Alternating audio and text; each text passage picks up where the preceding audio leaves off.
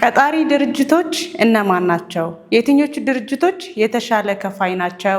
የትኞቹ ድርጅቶች ሲስተም አላቸው? ምን አይነት አገልግሎት ላይ፣ ምን አይነት ሰርቪስ ላይ ወይም ደግሞ ምን አይነት ስራ ላይ ነው የተሰማሩት የሚለውን ዛሬ በዚህ ቪዲዮ እናያለን።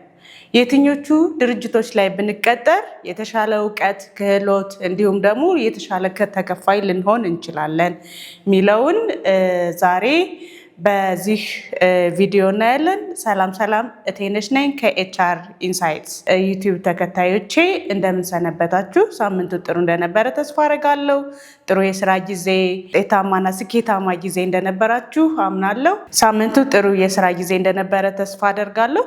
ዛሬ በዚህ ቪዲዮ የምናየው ድርጅቶቹ እነማን ናቸው? ቀጣሪ ድርጅቶቻችን እነማን ናቸው? የትኞቹ ድርጅቶች የተሻለ ሲስተም አላቸው? የተሻለ ክፍያ የትኞቹ ይከፍሉ ይችላሉ? የሚሉ በአወቃቀር፣ በሲስተም፣ በሚሰጡት አገልግሎት፣ በአደረጃጀት ምን ይባላሉ የሚለውን ነገር ዛሬ በዚህ ቪዲዮ የምናየው ይሆናል። በዋናነት ድርጅቶቹ ከሁለት ካቴጎሪ ይከፈላሉ። አንደኛው መንግስታዊ ያልሆኑ ድርጅቶች እና ሁለተኛው ደግሞ መንግስታዊ የሆኑ ድርጅቶች ናቸው። መንግስታዊ የሆኑ ድርጅቶች እነማን ናቸው ብለን ስናስብ ሲቪል ሰርቪስ መስሪያ ቤቶች አገልግሎት የሚሰጡት በየወረዳው፣ በየሚኒስቴር መስሪያ ቤቱ፣ በየክፍለ ከተማ አገልግሎቱን የሚሰጡን ተቋማት በሙሉ የሲቪል ሰርቪስ መስሪያ ቤት የመንግስት ተቋማት ወይም ደግሞ የመንግስት አደረጃጀት የመንግስትን ሲስተም አሰራር ሂደት የሚከተሉ አገልግሎትን ለህዝብ የተለያዩ አገልግሎቶችን ለህዝብ ተደራሽ የሚያደርጉ ተቋማት ናቸው ማለት ነው። በመንግስት ስር ሌሎች ቢዝነስን የሚሰሩ ለትርፍ የተቋቋሙ ገቢያቸው መንግስትን የሚደጉም ሆኖ በደንብ ብዙ የትርፍ ስራን የሚሰሩ ድርጅቶችም አሉ። ለምሳሌ እንደ ቴሌኮሙኒኬሽን አትራፊ ድርጅት ነው። የራሱ አሰራር፣ የራሱ ሲስተም፣ የራሱ የሰራተኛ አያያዝ እና የራሱ የስራ አመራር ምን የገነባ ከሲቪል ሰርቪስ ወይም ደግሞ ከሌሎች የመንግስት ተቋማት አሰራሮች የተለየ የአሰራር ሂደትን የሚከተል አትራፊ ድርጅት፣ ይሄም የመንግስት ተቋም ተብሎ ነው የሚጠራው። ሌሎቹ እንደ አየር መንገድን በተመሳሳይ ንብረትነቱ ወይም ደግሞ አገልግሎቱ የመንግስት ሆኖ ነገር ግን ትርፍ የሚሰራ የራሱ የሆነ የአሰራር ሂደት የአሰራር ሲስተምን የሚከተል የራሱ የሆኑ መንገዶች ወይም ደግሞ ራሱ የገነባቸው ስርዓት ያሉበት የመንግስት ተቋም ነገር ግን እንደ ሌሎቹ የሲቪል ሰርቪስ ተቋማት በሲቪል ሰርቪስ ወይም ደግሞ በመንግስት አሰራር ውስጥ ሆኖ አሰራሩን ግን በራሱ አየር መንገድ የራሱ የገነባው የአሰራር መንገድ ላይ የሚሰራ ለትርፍ የተቋቋመ ድርጅት ነው። በተመሳሳይ የኢትዮጵያ ንግድ ባንክ የመንግስት ነው፣ ግን የራሱ አደረጃጀት፣ የራሱ ሂደት፣ የራሱ ሲስተም ያላቸው እንደዚህ የመሳሰሉ በመንግስት ውስጥ ሆነው አገልግሎታቸው ግን ወይም ደግሞ የስራ አሰራር ሂደታቸው የተለያዩ የሆኑ አትራፊ ድርጅቶች አሉት። ምሳሌ ለመጥቀስ ያክል እነዚህን ሶስቱን ጠቀስኩ እንጂ ሌሎቹም ብዙ አሉ ማለት ነው። ሌላው መንግስታዊ ያልሆኑ ድርጅቶች ናቸው። መንግስታዊ ያልሆኑ ድርጅቶች ብዙ አይነት ናቸው። ለዓለም አቀፍ እርዳታ ሰጪ ወይም ደግሞ ኢንተርናሽናል ኤንጂኦስ የምንላቸው ዋና ዓላማቸው ከተለያዩ ዓለማት ፈንድን ወይም ደግሞ ገቢን በማሰባሰብ ኢትዮጵያ ውስጥ በተለያዩ ምክንያት ተፈጥሯዊም ሆነ ተፈጥሯዊ ባልሆነ ምክንያት የሚመጡ ጉዳቶችን ሰፖርት ለማድረግ ጤናውን ዘርፍ፣ የትምህርቱን ዘርፍ፣ የአመጋገቡን እንዲሁም ደግሞ የግንባታ የመንገድ የአንዳንድ መሰረታዊ የሆኑ ለህዝብን ተጠቃሚ ሊያደርጉ ይችላሉ ተብለው የሚያስቡት ቦታ ላይ እገዛ ሊያደርጉ የገቡ ድርጅቶች ናቸው ማለት ነው። እነዚህ ድርጅቶች እነማን ናቸው? ለምሳሌ ዩኤን ራሱ የተባበሩት መንግስታት ድርጅት፣ ዩኤስአይዲ፣ ኦክስፋም፣ አይአርሲ ኢንተርናሽናል የቀይ መስቀል ተቋም፣ እነዚህ ሁላ መንግስታዊ ባልሆኑ ዓለም አቀፍ ድርጅቶች የሚጠቃለሉ ናቸው። እነዚህ የተለያየ ኢንተርናሽናል የሰው ኃይል አስተዳደር፣ የቅጥር ስርዓት፣ የአመራር ሂደት የሚከተሉ ድርጅቶች ናቸው ማለት ነው። ብዙ ነገራቸው ከአሰሪና ሰራተኛ ኢትዮጵያ ሌበር ፕሮክላሜሽኑ ወደታች ዝቅ ማለት ከዛ በታች ሊሆኑ አይችሉም እንጂ ሌሎች የአሰራር ሲስተሞቻቸው ከዛ በላይ ከፍ ያሉ በዓለም አቀፉ የእያንዳንዳቸው የአሰራር ፖሊሲ ሲስተም የተገነቡ ኢትዮጵያ ውስጥ ከውጭ ካሉ ሰራተኞቹም አገር ውስጥ ያሉ ሰራተኞችም በአንድ ላይ መልቲ ዳይቨርስ ወይም ደግሞ የተለያዩ የዓለም አቀፍ ሰዎች የተለያዩ ሀገር ሰዎች በአንድ ላይ ሆነው የሚሰሩበት መስሪያ ቤትና ጥሩ የሚባል ኤክስፖዠር ጥሩ የሚባል ክፍያን የሚከፈልበት ጥሩ እውቀትን ጥሩ እድገትን ከፍታን የምናገኝበት ተቋም ወይም ደግሞ አደረጃጀቶች ናቸው ማለት ነው። ሌሎቹ መንግስታዊ ካልሆኑ ድርጅቶች ውስጥ የሚካተተው ሀገር በቀል ድርጅቶች ናቸው። ሀገር በቀል ለእርዳታ የተቋቋሙ ድርጅቶች ከተለያዩ ዓለም አቀፍ ሀገራት ወይም ደግሞ ከተለያዩ ኢንተርናሽናል ካሁን ካወራናቸው ከዓለም አቀፍ ድርጅቶችም ሰፖርት እየተደረጉ ወይም ድጋፍ እየተደረጋቸው ወይም የራሳቸውን የገቢ ማሰባሰቢያ መንገድ እየተጠቀሙ ሀገራዊ ችግሮችን ለመፍታት የችግር አይነቶችን ለይተው ካወቁ በኋላ በዛ ያንን ችግር ለመፍታት እንደ ተቋም በሀገር አቀፍ የድርጅት መመስረቻ ህጎችን ተከትለው ድርጅት መስርተው ሰዎችን ሰራተኞችን አካተው ማህበረሰቡን ሀገርን የችግር በሚፈታ መልኩ የተቋቋሙ እርዳታ የሚሰጡ ሀገር በቀል ድርጅቶች ናቸው ማለት ነው። ለእነዚህም ብዙ ሀገር በቀል ድርጅቶች አሉና አበበች ጎበና፣ ሀምሊን፣ እነ ሜቄዶኒያ እንደዚህ ብዙ ሳቸው ሌሎች ቻሪቲዎችም አሉ። ላይክ እነ ክርስቲያን ማህበር፣ የሙስሊም እምነት ተከታዮች ማህበር፣ የካቶሊክ ኢትዮጵያን በቃ እንደዚህ አይነት ሀገር በቀል በሃይማኖትም ሆነ በግለሰብ ደረጃ እየተዋቀሩ እርዳታን የሚያደርጉ ሲቪል ሰርቫንት ወይም ደግሞ በቻሪቲ የተመዘገቡ ድርጅቶች አሉ ማለት ነው። እነዚህም የራሳቸው አሰራር የራሳቸው የሰው ኃይል የሰው ሀብት አመራር ወይም ደግሞ አስተዳደር ህግ፣ ፖሊሲ፣ ፕሮሲጀር ቀርጸው ሰራተኞችን በስሮቻቸው የሚቀጥሩ የሚያስተዳድሩ ሰራተኞችን የሚያበቁ ተጠቃሚ የሚያደርጉ ድርጅቶች ናቸው ማለት ነው። ሌሎቹ ለትርፍ የተቋቋሙ ድርጅቶች ናቸው። ፔልስ ኃላፊነቱ የተወሰደ የግል ማህበራት የምንላቸው እነዚህ አንድ ሰውም ሆነ ሁለት ሰው ወይም ከዛ በላይ ሆነው የተለያየ ህልምና ግብ ይዘው ለትርፍ ለሚደርሱበት እቅድ አቅደው ስትራቴጂ የረጅም ጊዜ ስትራቴጂ ነድፈው ቢዝነስን ኦውን የሚያደርጉ ወይም ደግሞ ንግድን ከፍተው መስራት ትርፍን ጀነሬት እያደረጉ እያሰፉ የሚሄዱ ድርጅቶች ናቸው። አብዛኛዎቹ ባለሀብቶች የምንላቸው በዚህ መልኩ ኃላፊነቱ የተወሰደ የግል ማህበር ያላቸው ሰዎች ናቸው ማለት ነው። እነዚህ ሰዎች ኢምፖርት ኤክስፖርት ላይ እየሰሩ ያሉ ሰዎች ሊሆኑ ይችላሉ። ትምህርት ላይ ኮሌጅ በመክፈት ትምህርት ላይ ሰፖርት በማድረግ አዘ ኮንሰልተንት ትምህርት ማቴሪያል በማቅረብ የጤና ተቋማት ላይ የጤና ተቋማትን በመክፈት የጤና ተቋማትን ሰፖርት የሚያደርግ ማቴሪያል በማቅረብ ኮንሰልተንሲ ላይ ሪሰርች ላይ እንዲሁም ሆቴል እና ቱሪዝም ላይ በተለያዩ የሙያ ዘርፎች ፋብሪካዎች ላይ የጨርቃጨርቅ ፋብሪካዎች፣ የምግብ ማቀነባበሪያዎች እነዚህ ሁላ ያላቸው ሰዎች ኃላፊነቱ የተወሰደ የግል ማህበር የምንላቸው በዛ መልኩ ፎርም ተደርገው የተቋቋሙ በብዙ አይነት የስራ ዘርፍ ተሰማርተው የብዙ የሰው ኃይልን አሁን ያለውን ኦልሞስት 80% ተቀጣሪ አቅፈው የያዙት ብዙዎቹ ፔልሲዎቹ ወይም ደግሞ ለትርፍ የተቋቋሙ የግለሰብ ድርጅቶች ናቸው ማለት ነው። ሌሎች ኮርፖሬት ቢዝነሶች ናቸው። እነዚህ በጣም የተቋቋሙት በኃላፊነቱ በተወሰደ የግል ማህበር መሰረት ሆነው ነገር ግን የተለያዩ ኤሪያዎች ላይ የተለያዩ የስራ ዘርፎች ላይ በመስራታቸው እነዛን ስራዎች እያካተቱ ለምሳሌ ኤጁኬሽን ላይ እየሰሩ፣ ሆቴል ላይ እየሰሩ፣ ማኑፋክቸር ላይ እየሰሩ፣ ኮንስትራክሽን ላይ እየሰሩ ብዙ አይነት ቢዝነስ ላይ እጃቸውን ወይም ደግሞ ነገሮቻቸውን አስፍተው ወደ አንድ የሆነ የማኔጅመንት ሲስተም የአመራር ሲስተም ያላቸው የጋራ ያን ሁላ የሚመራላቸው አንድ አካል በተቋም እነዚህ በቢዝነስ ግሩፕ ይባላሉ ማለት ነው። እነዚህ በጣም ሰፊ ናቸው።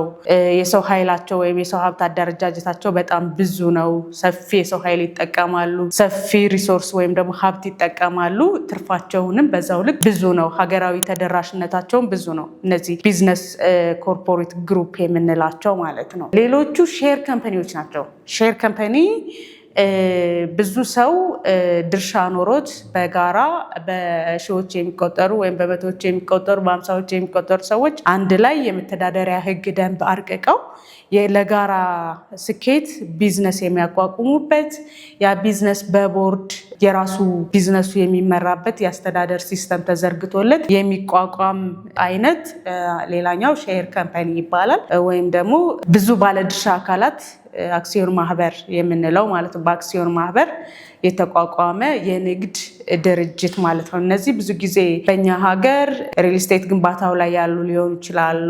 ሆስፒታሎች ላይ እንደዚህ አይነት ነገር ሊኖር ይችላል። ትልልቅ ሆስፒታሎችን በጋራ የመገንባት በአብዛኛውን ጊዜ ግን በባንኮች ላይ ብዙ ሰዎችን በአክሲዮን ማህበር ባንኮች ላይ ኢንሹራንሶች ላይ እንደዚህ አይነት አወቃቀርን ተከትለው ስራን ለትርፍ እያደረጉ ያሉ ድርጅቶች አሉ። እነዚህ የአክሲዮን ማህበር ድርጅቶች ናቸው። ድርጅቶቹ እንደዚህ ካልን እኛ የትኛው ድርጅት ላይ ተቀጥረን ብንሰራ ውጤታማ እንሆናለን፣ ስኬታማ እንሆናለን፣ የተሻለ ገቢ እናገኛለን፣ እውቀታችንን ወይም ደግሞ ጥሩ ኤክስፖዠር ወይም ደግሞ ጥሩ እድል ራሳችንን ለማሳደግ ራሳችንን ለማብቃት የትኞቹ ድርጅቶች የተሻሉ ናቸው ብለን ስናስብ ኦብቪየስሊ በአንደኝነት ደረጃ ማስቀምጠው ዓለም አቀፍ የእርዳታ ድርጅቶችን ነው። ዓለም አቀፍ የእርዳታ ድርጅቶች የደሞዝ እርከን አሰካካቸው ወይም ደግሞ አሰራራቸው በኢንተርናሽናል ደረጃ ሁሉንም ሀገር ያማከለ አይነት የደሞዝ እርከን ስለሚሰሩ እኛ ሀገር ያንን ነገር ተግባራዊ ሲያደርጉት ወደ ብር ሲቀየር እኛን በደንብ ህይወታችንን የሚቀይር ዳጎስ ያለ ደሞዝ ተከፋይ ሰራተኞች ያደርገናል ማለት ነው። ሌላው ኢንተርናሽናል ወይም ደግሞ ዓለም አቀፍ የድጋፍ ሰጪ ድርጅቶች ላይ ስንሰራ የምናተርፈው ነገር ከተለያዩ ዓለማት ከተለያዩ ሀገራት የሚመጡ ሰራተኞች ጋር በጋራ የመስራት ልምድ ስለሚኖረን እውቀታችንን ከተለያዩ ሀገራት ከመጡ የራሳቸው ማንነት ካላቸው ሰዎች ጋር መስራት እውቀታችንን ከሰው ጋር የመኖር ክህሎታችንን ከእያንዳንዱ የምንወስደው ትምህርትና ልምድ ራሳችንን ያሳድጋል፣ እውቀታችንን ከፍ ያደርጋል፣ ኤኒዌር ተወዳዳሪ ያደርገናል። ሌላም ነገ ልንደርስበት ላሰብነው ነገር እንደ ትልቅ ግባት ይሆነናል ማለት ነው። ምክንያቱም ከተለያዩ ሰዎች ጋር መኖርና መስራት ብዙ ጥሩ ሀብት ጥሩ ልምድ ስለሆነ ማለት ነው። ስለዚህ ዓለም አቀፍ እርዳታ ሰጪ ድርጅቶች ላይ መስራት ለብዙ ነገር ራስን ለማብቃትም በኢኮኖሚም በደንብ ራስን ለመደገፍ የተሻለ ነው ብዬ አስባለሁ። እንዴት ነው እነዚህ አይነት ዓለም አቀፍ የእርዳታ ሰጪ ድርጅቶች ላይ መግባት የምንችለው እድሉን ልናገኝ የምንችለው ነው? ሁልጊዜም እንደምለው ያለማቋረጥ መሞከር፣ ከትም ስንሄድ ካመለከትን በኋላ ለቃለ መጠይቅም ስንሄድ እነሱ ባስቀመጡልን ልክ ራሳችንን ማዘጋጀት በስራ ዝርዝሩ መሰረት ማመልከቻውን ስናመለክት ምን ማሟላት እንዳለብን ለጠየቁን የነሱ ኢንተርናሽናል ኤንጂኦዎቹ ብዙ ጊዜ የራሳቸው ፎርማት አላቸው፣ የራሳቸው ፎርሞች አላቸው፣ የአፕሊኬሽን ፎርሞች ፖርታል አላቸው እና እነዛ ፖርታል ላይ ገብተን በስነ ስርዓት የሚጠይቁንን ነገር በደንብ ካለን ልምድ ኤክስፔሪንስ እና እነሱ ከፈለጉት እንድንሰራላቸው ካወጡት የስራ ዝርዝር ጋር እያሰካካንና እያስተካከልን በደንብ ትኩረት አድርገን ማመልከት ይኖርብናል።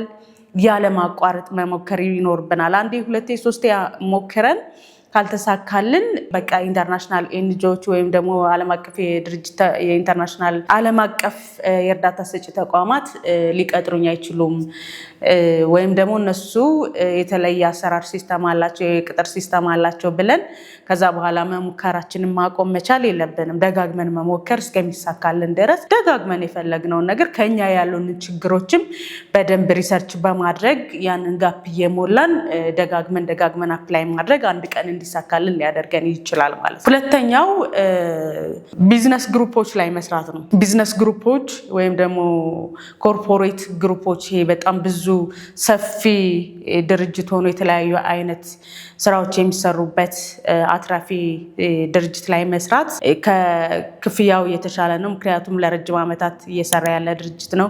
ሲስተም ኮንስትራክት አድርጓል ወይም ደግሞ የአሰራር ስርዓት ስለገነባ ከኪሳራው በላይ ትርፍ እንዴት ነው መስራት የሚችለው የሚለውን ነገር ያውቃል ይሄ ድርጅት። አንደኛው ድርጅት ላይ ምናልባትም ክራይሲስ ቢፈጠርበት ወይም ደግሞ ፕሮፊት ወይም የንግድ ሂደቱ ባይሳለጥለት ሌላኛው የስራ ዘርፍ በደንብ እየሰራ ሊሆን ይችላል እና ከአንዱ ወደ አንዱ ብሎ ለመስራት ብዙ የሰው ኃይልም ስላለው ለመማርም እውቀትን ለማሳደግም በጣም ኮርፖሬት ቢዝነስ ግሩፖች በጣም ተመራጭ ይሆናሉ ማለት ነው። በክፍያም ሰፊ ለውጥ ማምጣት ስለሚጠበቅብን እኛም ውጤት ተኮር እንድንሆን ስለሚፈልጉ የሚከፍሉትን ብርም በዛው ልክ ተሻለ ነው ካላቸው ከገነቡት ከሰሩት ከድርጅታቸው አሰራር ጋር ጥሩ ስኪል ኤክስፔሪንስ ወይም ልምድ ያለው ሰው ዲማንድ ሊያደርጉ ይችላሉ። በዛ በፈለጉት ዲማንድ ልክ የተገኘን ሰው የተሻለ የመክፈል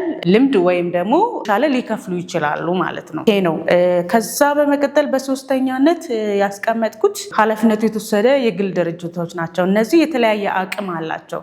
ከፍ ብለው የተቋቋሙ ሰፊ ደረጃ ላይ የደረሱ በሺዎች የሚቆጠሩ የሰው ኃይሎችን የሚያስተዳደሩ ትልልቅ ድርጅቶች አሉ። ገና ደግሞ ስሞል ኃላፊነት የተወሰደ የግል ማህበር ወይ ነው ስሞል ድርጅቶች አሉ። ገና ትንንሽ ድርጅቶች አሉ እየተመሰረቱ ያሉ በሁለት ሰው በሶስት ሰው እየተባለ ነው አይደለ? ድርጅት ሰፍቶ የሚፈለገው ግብ ላይ የሚደረሰው ወደ ኮርፖሬት ቢዝነስ ግሩፕ የሚቀየረው ከትንሹ 2-3 ሰው በመቅጠር ሀሳብን ወደ መሬት ከማውረድ እና ያን ነገር እያሰፉ ከመሄድ ነው። እንግዲህ ባለቤቶቹ ትልልቅ ነገር የሚያደርጉት ድርጅቶቻቸውን እና እንደ ድርጅቱ መጠን በዛ ልክ ራሳችንን ካበቃንና ካስተካከል በእነዚህ ድርጅቶችም የተሻለ ክፍያና የተሻለ ልምድ እውቀትን ልናገኝበት የምንችልበት ቦታ ላይ መቀጠርና መስራት እንችላለን። ከዛ ያው መንግስታዊ ከሆኑ ድርጅቶች የየራሳቸው አስተዋጽኦ አዎንታዊ አስተዋጽኦ አላቸው።